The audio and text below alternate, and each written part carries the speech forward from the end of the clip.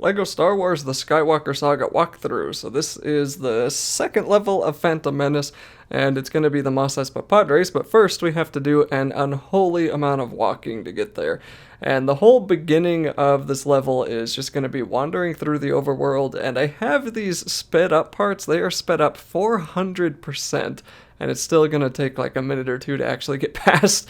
And of course we have to follow Padme, or Queen Amidala, or whatever her name is. That's not... Is that Padme? Anyway, whoever she is, we have to follow her all the way through, and she talks to us the whole time, and it just takes forever. So she's talking to us, we have to defeat some of the droids, and then we have to wait for her to actually keep walking, and then we have to walk at her own pace, and we finally make it into the hangar here. And yeah, that part just took, I don't know, probably 5 or 6 minutes just to do before I sped it up. So then we wind up in space on a shiny ship, and now we come on down into Tatooine. But there's more walking, so I hopefully have this stuff muted, and we get to play as Qui-Gon, and we have to walk all the way over to the flying guy with the wings, and talk to him after we talk to a bunch of the people around town, because we have to figure out where to buy ship parts. And once we walk inside of here, we can meet the slave driver, and then we'll talk to him, a little cutscene, then we'll come back outside into Mos Espa, and we'll want to walk on through to the pod race itself, because now we have to actually enter the race.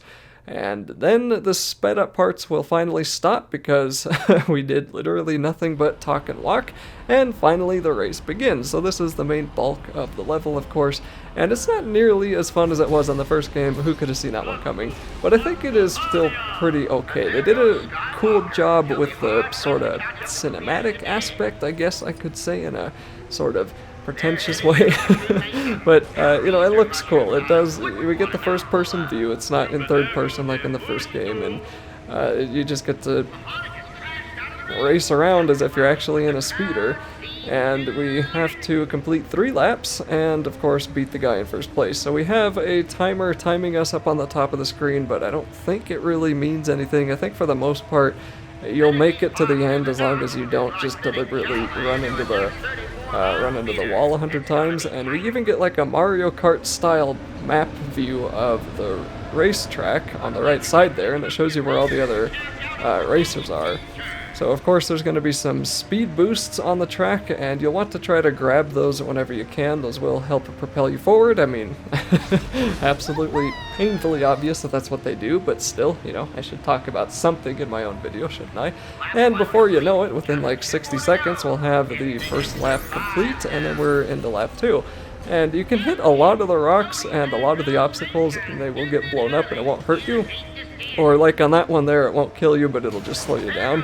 So it's just something that, okay, I don't know what the heck was going on there. Oh, it looks like the cable came undone. Okay, that was really weird. That like jerked me around a bit, but there we go. We get the cable back together with the magnetic wrench that we just happened to have because we knew that that could happen.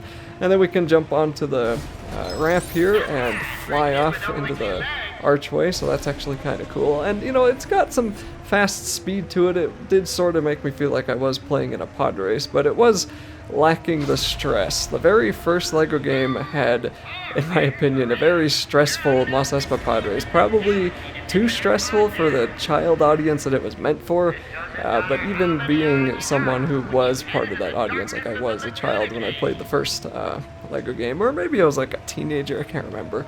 Whatever age I was, I remember thinking I'm really glad that this was actually kind of hard, because I still liked when games had some stuff that you had to actually struggle in, and in this one, there's no struggle, you know, there's no stress, there's no real fear that you're gonna lose, because you're not going to. As long as you just keep going forward and you complete all 3 laps, you're gonna win. There's virtually no way you could actually lose this fight, and it was sort of sad to me. I kind of wish they made it possible to lose. I mean, maybe it's possible if you just don't move, but even then, I'm kind of doubtful. The way the rest of the game has been, I pretty much doubt that it's possible to lose this race for anybody. And there's going to be one more mechanical failure that we have to fix, and I think I just mashed the X button, so not really a problem. And then we get to see Sebulba in front of us, and we are pretty much nearing the end of the race now. So we'll take another one of those speed paths, and that looks like I'll go down the right side. The Mini kits are littered all around the track, and if you want to find those, you may have to play a couple of times so you kind of know where they are. And then we can finish the third lap, and that'll be it for the level.